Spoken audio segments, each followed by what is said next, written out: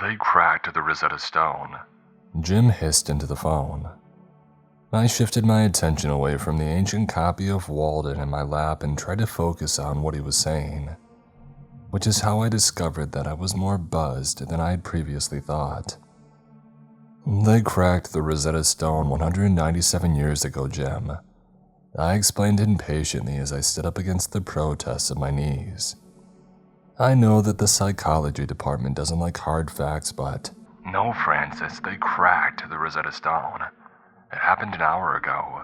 The fog of confusion was slowly clearing. Wait, you mean they smashed it like a horde of careless Romans erasing non-Christian history? Yes, Francis, and as the world's foremost expert on the Demotic language, I assumed you'd be home on a Saturday night with no plans. I looked down at Walden sitting on the couch where I had left it. That's a vicious half-truth. Which half? Jim pressed. Are you going to tell me that you're not at home alone, reading Thoreau and sipping scotch? No, I snapped. I was glad that I was alone, because my face was flushing badly. Oh, bourbon then? He asked confidently. I stared abashedly at the half-empty bottle of Pappy Van Winkle. Yes, I paused again. Look, is there something you want to tell me? No, he breathed excitedly. There's something I want to show you. So, why is the stone at Brown University? I asked as Jim and I walked at a frantic near jog through the campus. I could hear the nearby thrumming of speakers at a dorm party. It triggered a deep nostalgia for my own undergrad Saturday nights spent listening to people gathered at nearby parties. You know, it's taken a clandestine tour of New England, right? Jim wheezed. The speed of our walk was much harder on him than it was on me. They don't announce when it's moving, and very few people even know that it's left the British Museum. Anyway, it's Brown's turn next week, and voila. The idiot showed up on our doorstep early with no announcement and even less fanfare. Idiots? I asked incredulously. He stepped in front of me and stopped walking for a dramatic effect, but seemed glad for the opportunity to catch his breath. What else do you call people who drop one of the most important artifacts in the history of your field? I tried to swallow, but my throat was parched. Just how badly is it cracked? Is an entire piece missing? His eyes seemed to sink into his skull. You're not understanding, he explained in a low tone. The cool night air ruffled his receding hairline, but he remained frozen in place. It split down the middle. My stomach dropped. They cracked it in half. Yes, Jim responded gravely as we turned around and continued under Wayland Arch. But you don't realize which half. I wanted to cry. Doesn't matter. The Rosetta Stone is one of the most significant pieces. Oh, Francis, Jim continued as he ran a hand through his graying hair. You have no idea. I could tell that something was wrong when we went underground. Why the heck would the Rosetta Stone be hidden in a basement? I had worked at Brown for 9 years, but the forgotten door at the end of a forgotten hallway in the geochem building had never seemed so important to me. We had been enjoying the wonderful 48 hours between terrible New England winter and awful New England summer. But when I stepped down those stairs, a chill crept under my tweed blazer, latched onto my skin, and took up residence there for the duration of my time underground. The sterile room we entered did nothing to assuage that chill, nor did the silent, pale woman who stood next to the table in the center. The man in the corner wearing sunglasses comforted me even less. He might have been looking at me, I didn't know. But my mind was quickly preoccupied with what lay on the table. A lifetime of academia had instilled in me a nearly holy reverence of certain objects. I had almost drooled over a Gutenberg Bible in the Huntington Library outside of LA, and had spent 30 minutes frozen in place when I saw the Book of Kells as an undergrad living in Dublin. Witnessing the Rosetta Stone would have been a spiritual experience if it were not for the horror of its condition. My head swam as I absorbed the extent of the damage. It had cracked so that its front face had separated from its back face, resulting in two thinner facsimiles of the original. "What have you done?" I whispered. "Professor Francis Nelson," the pale woman asked sharply. I nodded in a daze. "You can read fluent ancient Egyptian, both hieroglyphic and demotic scripts, in addition to ancient Greek, correct?" I nodded and then shook my head. It's already been translated nearly 2 centuries ago. You don't need me to. We need you to explain what's inside," she continued forcefully. What's inside what?" I responded in confusion. She pointed, I leaned forward. The inside of the stone was now exposed to the outside world for the first time. I presumed since the granodiorite rock was formed by underground magma millions of years ago. So I had no idea how I was looking at an inscription that had been written inside of the Rosetta Stone. "Do you understand it?" the pale woman continued. I stared at the words in front of me. Vertigo threatened to render me unconscious. "Of course I do," I responded with a trembling breath. "It's written in modern English." "That's impossible," I cut Jim off, "because the Rosetta Stone was carved 2 millennia ago, but modern English is only 5 centuries old." "No," the pale woman continued urgently. "Do you understand what's written?" Slack-jawed, I stared back down and began to read the message that could not possibly have been there. I read, I understood. I struggled to breathe. I snapped my head to the pale woman and then to the man in the corner and then back to Jim. "It says," I explained in a trembling voice, "that we will return in 2,217 years, for that will be the end." "And?" Jim had asked darkly. "And," I continued through ragged breaths, "I can tell you that the Rosetta Stone was carved 2,216 years ago."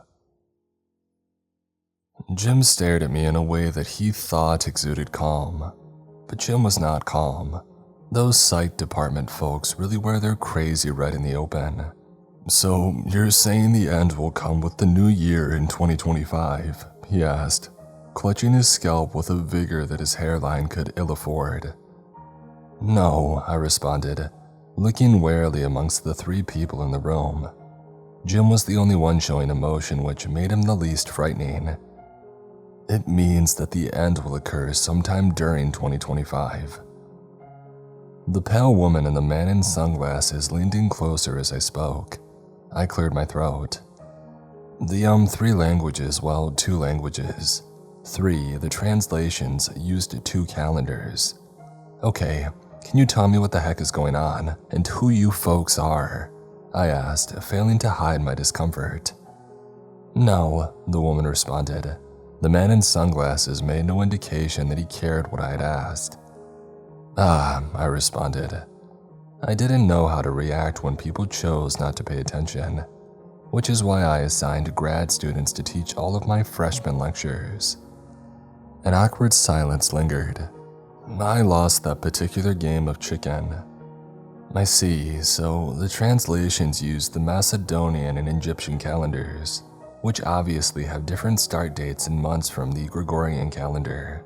The ancient Egyptians obviously had different languages from English, Francis, Jim shot back. "Well, yes, this is true," I conceded.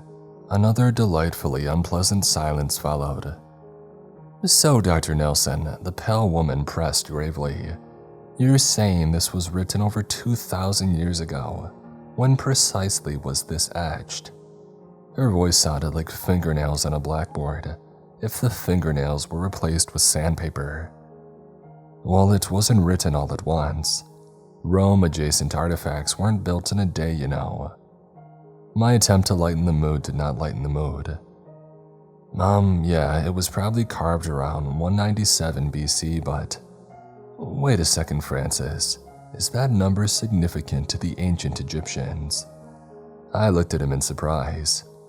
197. Jim, you realize that they didn't say BC until centuries later. And they didn't say anything in English during that time, so we're using an altered playbook," the pale woman interjected. I looked at her in irritation, snapping my tweed jacket tighter around my shoulders in a gesture of strength. "Madam, I was not the one who handled one of humanity's great treasures with the delicacy of a preschooler creating wall art while using his own green pea fecal matter as a medium. If you would like my academic insight, the best way to display such an interest is to refrain from interrupting it when given freely. I do not like to draw attention to the fact that my insight is highly valued, yet judiciously offered. But apparently it is necessary in this case, and I'm not inclined to set parameters a second time." I was gasping for breath but hid it well. I did not lose my temper often. I hated the feeling, but it seemed to have the desired effect. The woman had exchanged her pale countenance for a decidedly alabaster one. The man in sunglasses had slipped his hand inside of his jacket. Jim approached me cautiously from behind, gently placing a hand on my shoulder. "Hey buddy, I've got a bottle of 1913 Patty Centenary with your name on it as a small token of appreciation for what you're doing here. Look, we wouldn't be here listening to you if you weren't the guy we needed to hear from. Everything's good, right folks?" After a tense pause, the woman nodded. "Good," Jim responded, relieved. He squeezed my shoulder once and then dropped his hand to his waist. "Now we appreciate your insight, Francis, we really do. The 197 thing probably wasn't looked into before tonight, but there's no contemporary reason for the ancient Egyptians to recognize it, right?" "Yes, well, no, you're wrong," I explained simply. He turned to look at me like I was sipping champagne from a curly straw. "Pardon?" "Well, 197 is a fairly important number on the Rosetta Stone. There are 74 lines of Greek text, which translates to 73 in Demotic. Much of the hieroglyphic part was broken away, likely by careless Romans who were so ignorant that they had no idea what they were handling, cracked the Rosetta Stone and lost an absolutely invaluable artifact to time. Francis, please." But translations put the estimated original lines of hieroglyphic text at a total of 50. The three of them stared at me blankly. 74 plus 73 plus 50 equals 197, I explained slowly. Sunglasses man raised an eyebrow, alabaster woman's lips grew thin, and Jim continued to attack his hairline. "So let me get this straight, Jim interjected, waving his hands at me.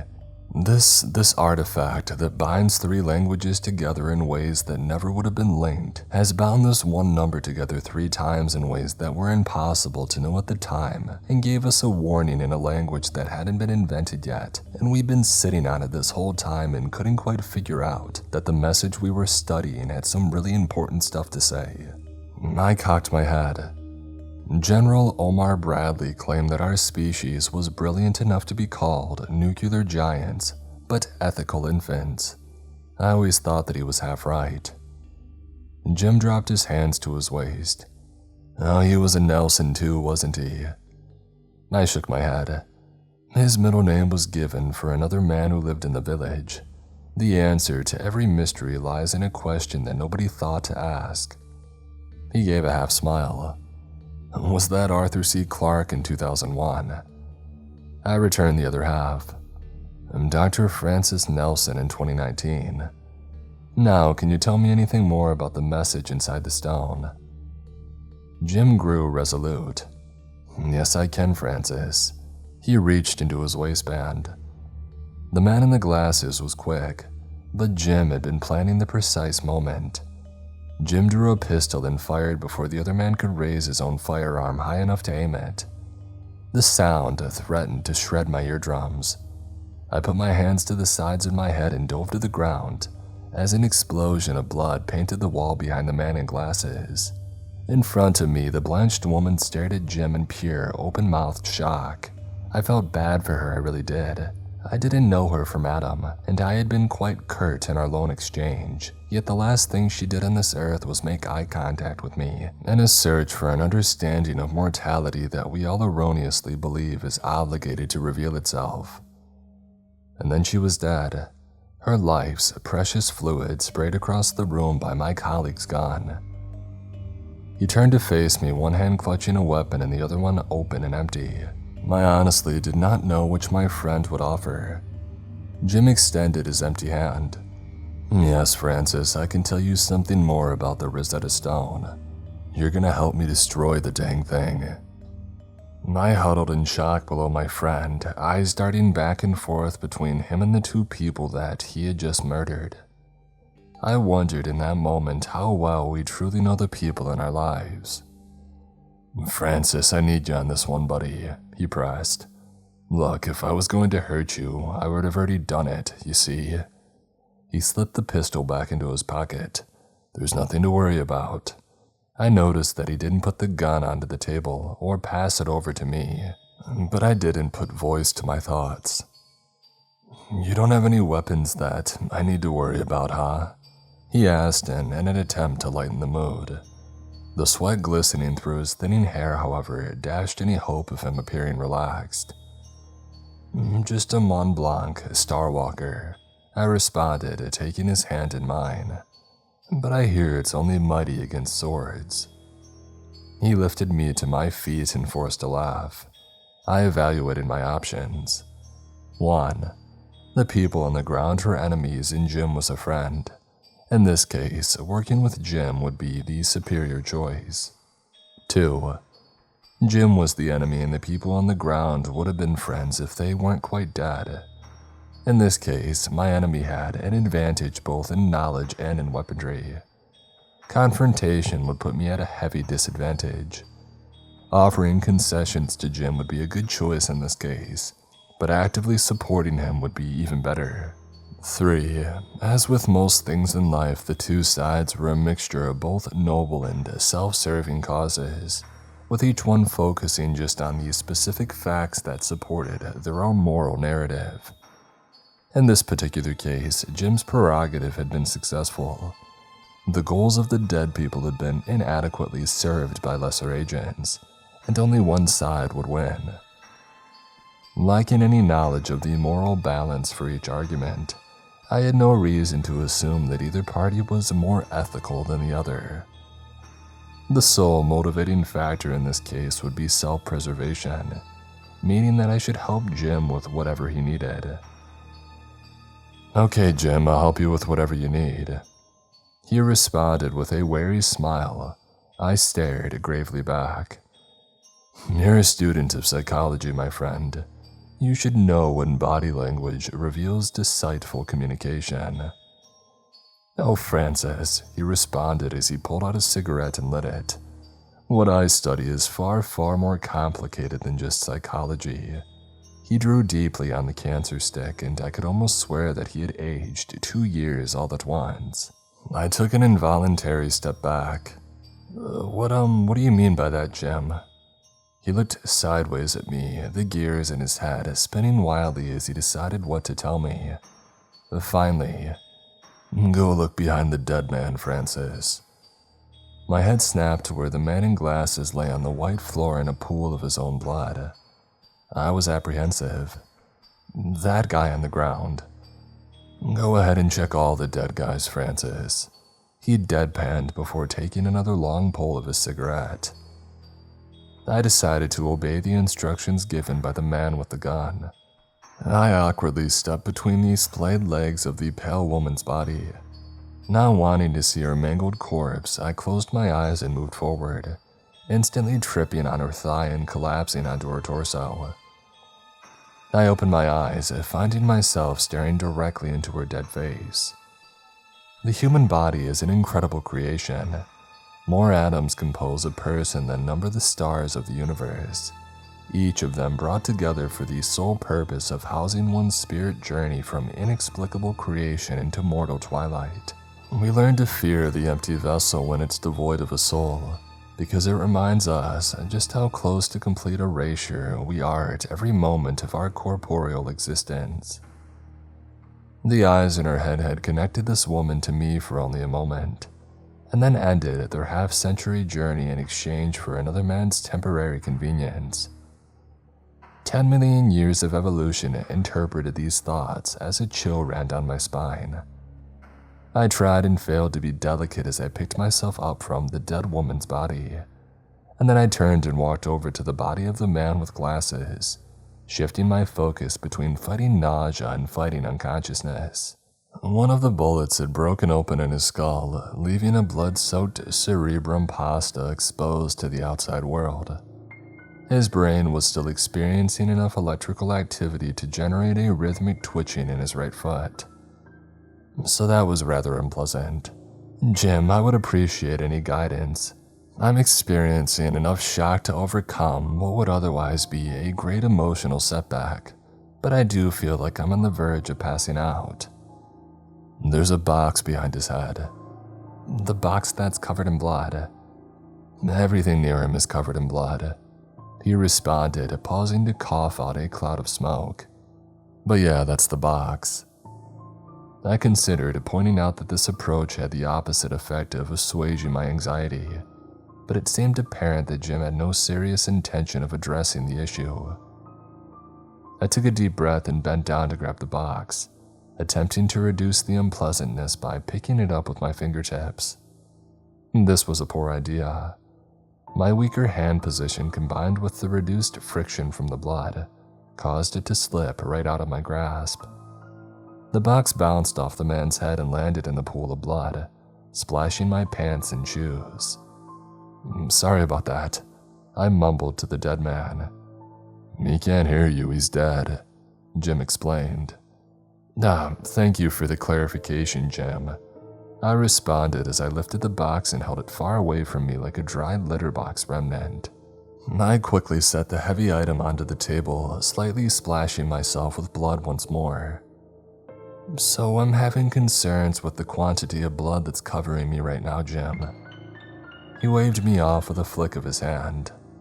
All Kai agents are screened regularly for blood-borne pathogens, and their DNA is untraceable for any domestic police agencies.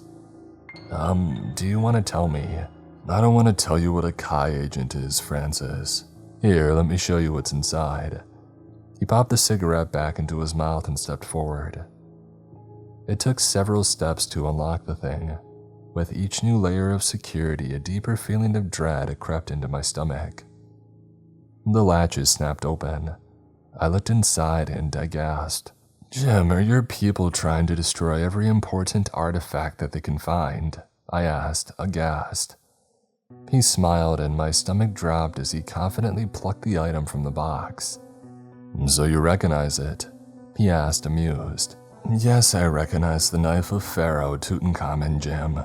I answered, exasperated. Oh, would you like to hold it, Francis? He pressed. I would not like to hold it, please put it down. What's your endgame here, Jim? He did not put it down. And tell me what makes this knife so special, Francis. I was growing more and more frustrated, and I hated feeling like my emotions were slipping away from my control. Aside from the fact that it's a beautifully preserved piece from one of the most important archaeological finds in my field, and in the entire world, is thousands of years old and is in nearly pristine condition. Yeah, aside from those facts, I balked. When I talked again, it was much slower and more measured. 19 small objects were buried next to King Tut, 13 of which I had studied firsthand. But this is the first time that I've ever seen the dagger. It stands out from all the rest. Far too late, I sheepishly noticed the near reverence that had overtaken my voice. Jim looked at me steadily. And why does it stand out, Francis? I breathed deeply. Because its craftsmanship is incomparably superior to every other object in the tomb. Iron smelting was almost unheard of anywhere on Earth 3,300 years ago, and wouldn't be seen in Egypt at all for nearly 1,000 years. But somehow this knife was forged by that process. My friend was looking graver. And? I swallowed. Jim, maybe the shock is wearing off a bit, so I have to ask. Is there a chance that somebody might stop by with questions about the, dead bodies that we have here? He bit on his cigarette. Yep, but not for several minutes still. Fortunately, the room is soundproof, ensuring that nobody heard the gunshot, so we'd better move fast. Well, that sounds prudent. I agree. So, Francis, you were about to tell me what makes the knife extra special. I fidgeted. Right, well, about 50 years ago, we were able to determine the chemical composition of the knife. Jim remained frozen, waiting for my answer. And that's how we know that the metal is extraterrestrial in origin. I nodded toward the object in his hands.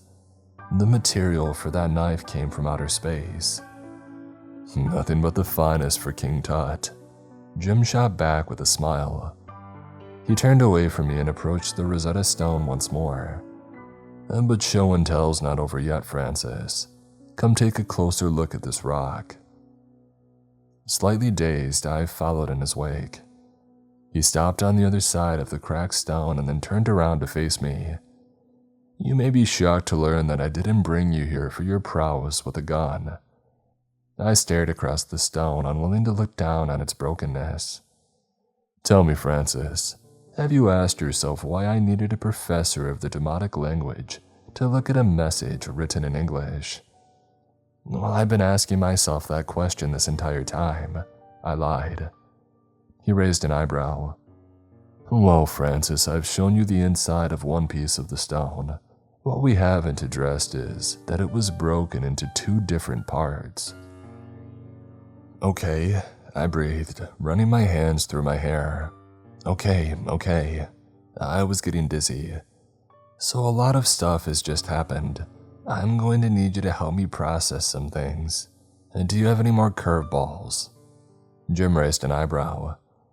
And do you want me to help you process, or do you want me to throw the remaining curveballs at you now? He asked, delicately balancing the knife between his index fingers and thumbs. Right, I responded, leaning against the table. I felt immediate wetness as the blood from the box soaked into the seat of my pants. A Triton's testicle, I yelped, wiping my rear end. That, of course, did nothing other than smear warm, sticky blood onto my palms. I backed away and nearly slipped in a pool of the dead woman's blood on the ground. Catching myself on the edge of the table caused its surface to bounce just enough for a splash of the red to land right on the lapel of my tweed jacket. I wanted to cry. Instead, I stood sharply up, marched over to Jim, and gave my best professor voice. You've dragged me from my home, made me complicit in 2 homicides, stolen King Tut's knife, stole the Rosetta Stone, broke the Rosetta Stone, unleashed Psi agents on me, Chi agents, interrupted me and demanded my help without any justification or explanation whatsoever. Jim, I said, taking in a deep breath, you're not being a good friend. He looked hurt, and then he nodded, turned his eyes downward, and seemed lost in thought. Time and space aren't what you think they are, Francis. I folded my arms. I never took enough math to pursue quantum physics or enough pot to study philosophy. Linguistics is about being straightforward. Language has always struck me as the most elegant way to avoid being straightforward, he responded with a meek smile, which is a very honest kind of deception. He sighed. That's what we do, Francis. We search for a truth that we're designed not to understand, and that's what makes us human. I don't understand. I know I did a good job of not explaining it. He placed the dagger next to the stone and mirrored me, enfolding his arms. Francis, the universe came into being 13.8 billion years ago, with a force so phenomenal that the combined gravity of all matter in existence still has not reversed its expansion. That event was so powerful that it didn't just bend time and space, but created those concepts as we know them. Newton tells us that every reaction has an action. So what caused it? I didn't know what to say. In such speechless moments, I like to stare at the person talking, because it makes them feel obligated to trap themselves in their own words. Jim sighed. Look at it another way. We expect to live about 80 years, give or take. That's around 0.000006% of the universe's existence. If time is linear, then it is an astounding stroke of luck that the objective clock has arrived at our moment in the sun. Unless we all possess a certain amount of crazy that we use to our advantage, but it's important to yield it well. Since I wanted to know where he was going with this particular insanity, I took the bait. Unless what, Jim? Unless time isn't linear or objective. He narrowed his eyes at me. But you already knew that, didn't you? Einstein figured it out over a century ago, and most of us have a passing understanding of the fact that everything we know isn't exactly knowable. So we turn away from the rabbit hole and accept the shadow in front of us. Socrates said that the shadows can become reality if that makes the most sense to us. No, Plato said, Socrates said that, but it's easier to accept the more familiar explanation. I shrugged. I said that I wasn't a student of philosophy. Jim shook his head.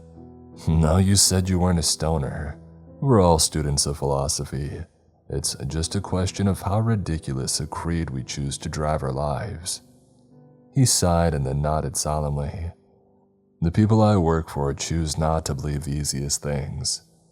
I looked at him askance. The Kayagins. He shook his head. They just work in the field. He hugged his chest tighter, apparently fighting an internal debate. Francis, when Einstein understood what time and space really could be, it didn't take long to weaponize that new understanding. There was no way to hide a 15-kiloton nuclear explosion, but I think we all realized that they would have if they could. As their understanding of the world's fabric unraveled before them, do you really think the government told us everything? You work for the government? I asked in shock. Not exactly. They sometimes work for us, but it's not important. He pursed his lips. When we found an English message inside the Rosetta Stone, we had to find out what we had done. Do you believe that the words are real? I gawked at him. Of course I do, I've already seen them. He smiled. Believing makes it real, Francis. I don't understand. Now you're getting it. But we don't have as much time as we believe we would like to have, so I need you to focus on this. He removed a cloth that had been covering the second half of the broken stone. I immediately recognized another message, looking equally ancient on the inside of that piece. It's written in contemporary Demotic, but it looks as if it was etched at the same time as the English half. I explained in wonder. So tell me what it says, he responded softly. Well, I realized that Demotic is not exactly common, but why did you need me specifically? Please just read it, Francis. I turned warily away from him and slowly pored over the words. It says that we need to count the numbers in the message. I explained after a short time, that we need to add them together. Well, that's what we thought as well, but it seems like we're missing something. Can you help us out? No, he sighed. I know you didn't study math. I studied enough math to consider a career in engineering. It just wasn't enough to follow what those nutty physicists talk about. Then why can't you add? It's about these subtleties in the translation. It wants us to count whole numbers. Well, okay, it's not possible. In the 18th section of the stone, they mention a fraction. Not everything there is a whole number. Shock descended on his face. So what does that mean? I looked back down at the stone, still overwhelmed with wonder at the notion that I was actually viewing one of the most sacred objects in the history of our species. The explanation is tricky, but it seems to be saying that we count one piece of the fraction as a whole number. Well, what's the fraction? The text, it talks about the distribution of goods among priests, and it divides things into thirds. so it appears that the number should be read as 3. A wave of understanding washed over his face. So we can just add up the numbers as they appear using 3 words an issue. I suddenly became very uncomfortable at the notion that I would no longer be useful to my friend with the gun. Well, no, it's not quite that simple. Language is like whiskey. It's filled with subtle nuances that even its own users appreciate but can never hope to explain. He looked at me like I had picked up the marijuana after all. You can't just translate it directly, I continued. We casually use phrases like, I can see every one of them from here, but we don't mean the number 1 in that case because it can't be replaced with other numbers and have the same meaning. I could say I see every 11 from here. Yes, but I'm talking about people who don't want to sound ridiculous, so we have to know when not to count those numbers in the translation. It would have seemed so obvious to a native speaker that they would never think to explain it. So take out all the extra uses of 1 and then add up the rest of the numbers. Both cardinal and ordinal according to the text. They knew about baseball in St. Louis and Baltimore. I believe the stone was first etched when the Sox began their series dry spell, I shot back. So all we have to do is add the numbers.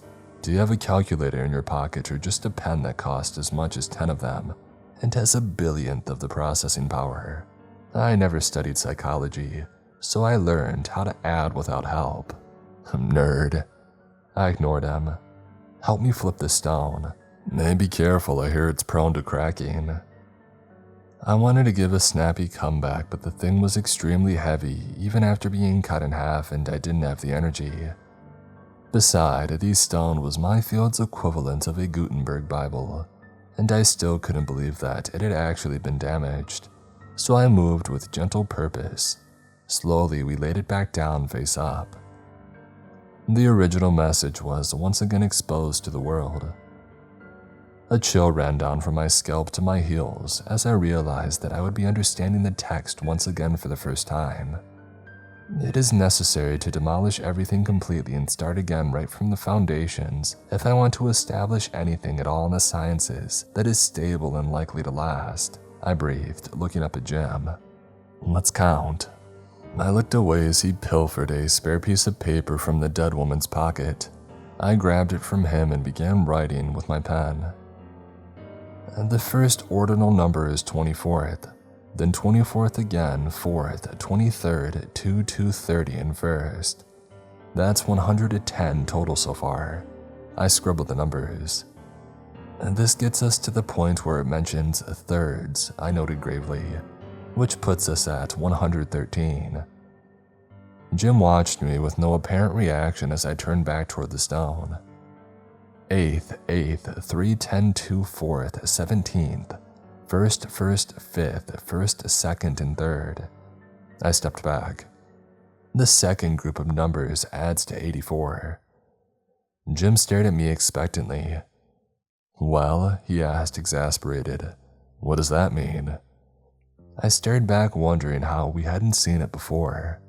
What it means, Jim, I explained dazedly, is that the numbers in the Rosetta Stone add up to 197. Jim, I'm going to need you to provide me with an explanation on how the secrets of our humanity have come untethered from space-time, because you were the one who made me stop drinking an hour ago. He ran a sweaty hand through his thinning hair. You could have brought the bottle, Francis. I looked down at the 2 dead people lying in their own blood. That would have been a bit reckless, what with all the dying. He responded with a nervous laughter. I'm pretty sure they keep a jug of Kirkland's signature moonshine in the cabinets for cleaning chemical spills. I shook my head. What do they have on hand to deal with the sudden ending of everything that we've ever known? I forced myself in front of him, because that explanation I was talking about would be really beneficial right now. He smiled sadly. This is the disadvantage of having never been married, Francis. I frowned. It didn't seem to work out for you. Ah, he responded softly, but I learned plenty from that failed marriage. He rested his hands on the table.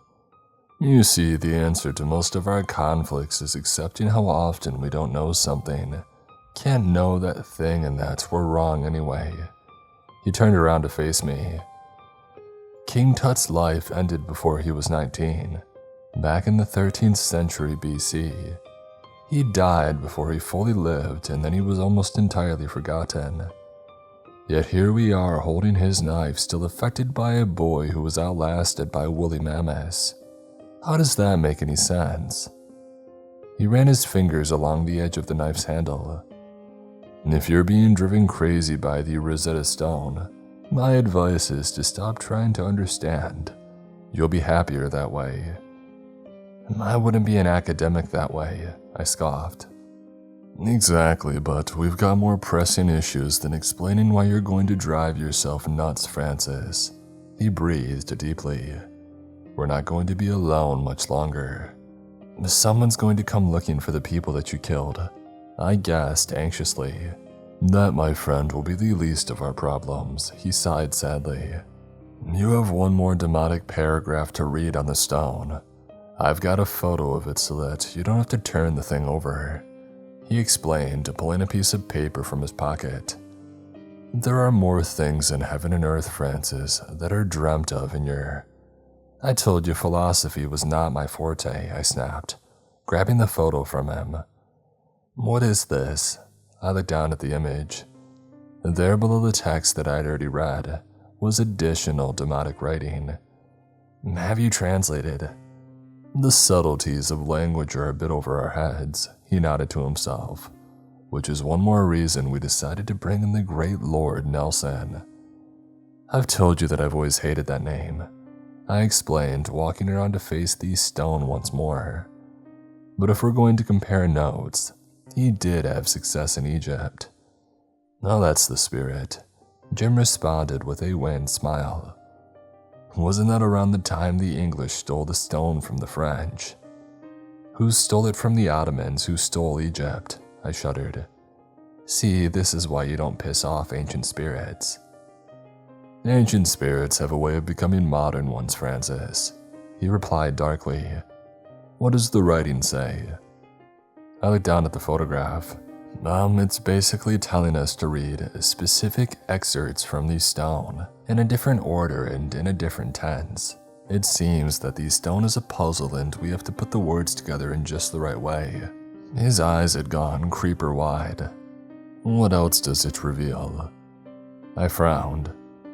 It warns us about the return of a powerful king and addresses us as the town. In a pre-globalized era, people identified themselves much more closely with their own city. It was where their family, their people came from. It was who they were. Okay, Jim responded eagerly. We're almost out of time. He took a deep breath. Translate the most important puzzle on Earth, Professor Nelson. I got to work. Okay, I breathed a few minutes later. Okay, based on the order that's described here. I scribbled a few more notes on the paper. This is the message we're supposed to hear. I stood back and shared the message that had been waiting right in front of us. And now they had committed great acts of sacrilege and had done injury to those who dwelt in Egypt. His Majesty will attack them, and His Majesty will make ready for war. His Majesty will capture the town by assault in a very short time, and cut to pieces those therein, and make an exceedingly great slaughter among them. Oh crap, Jim responded. That doesn't sound good at all. I continued the translation without acknowledging him. But he can order that everyone among them should be released from the punishment which he had to undergo. Burnt offerings must be offered up. Meat offerings. I paused and collected myself before proceeding. In return for these things, the gods and goddesses will give victory and power and life and strength and health. A heavy, thick silence hung over us. That was promptly interrupted by a low humming sound. What in the name of Hades? Jim asked warily. Every hair on my neck stood on edge. I couldn't immediately place the source of the sound, but everything about it was sickeningly wrong. We looked around the room. The frequency of the reverberations were quickly building nausea deep inside of me. And then I found it. "Jim," I whispered, waving for his attention. "You need to see this right now." He turned around and the green tinge on his face said that he was feeling the same queasiness that I was. "I think we're out of time," I explained quietly, "because that humming noise is coming directly from the stone." "That's bad, right?" I asked apprehensively. "No, you mean the unnatural vibrations from the inanimate object that's causing both of us to be sick." "Well, yes. Yeah, that's bad." I nodded. "And the people who are likely to show up asking about the 2 agents you just killed. Considering the warning you just read threatened to capture us by assault in a very short time, cut us to pieces and to make an exceedingly great slaughter, I would say that we're all in the same boat." I tried to swallow, but my mouth was completely parched. The vibrations were getting stronger. They radiated through the floor and rattled my kneecaps. How will it happen?" Jim was sheet white. "Well, this particular entity doesn't seem to be bound by the rules of time or physics, so I'm going to go ahead and assume that it will destroy us however it wants." A sudden jolt shook the room. "Why now?" I asked desperately. "After so many millennia, why?" Jim swiveled around to make intense eye contact with me. 197. I had no response. "Well, that's more of an answer than most people get about their own mortality." Here Jim turned downward and lifted King Tut's knife, looking almost lovingly at it. "We flit about this world with an unspoken implicit belief in immortality. Building false constructs about our lives is the only way we survive." He turned to me sadly. "There's a better way, Francis." "I'll thank you for the timely notification of this fact. I suggest that we act on it quickly." Another jolt, stronger this time, shook the floor. "The second part of your translation has to be respected. We knew the price when we pulled back the curtain." My eyes risked popping out just a little bit. "What is that even supposed to mean, Jim?" He smiled the saddest smile that ever broke anybody's face and handed me the knife. "I asked you earlier what made this knife special, and you didn't answer it correctly." I correctly identified it as a mystically preserved 3,000-year-old weapon from outer space. "That's pretty special, Jim." His next response was very quiet. "You left out the part where you used this tool to kill your best friend." I'm sure the vibrations continued, but in that moment I heard only silence. "No," was all that I could lamely muster. "You read the second part of the warning. This is how it has to be." He slowly sat down on the table. "It requires an offering, which means I cannot do it myself." I looked down at the weapon in my hands. "I can't," I responded flatly. The loudest jolt yet rattled the room. Plaster rained down from above. "This is it for me, Francis. I'm not going home either way. I can either exit while saving everybody else or screaming with everybody else. There's no third option." I wanted to drop the knife to the ground, but it felt glued to my fingers. "We can find someone else."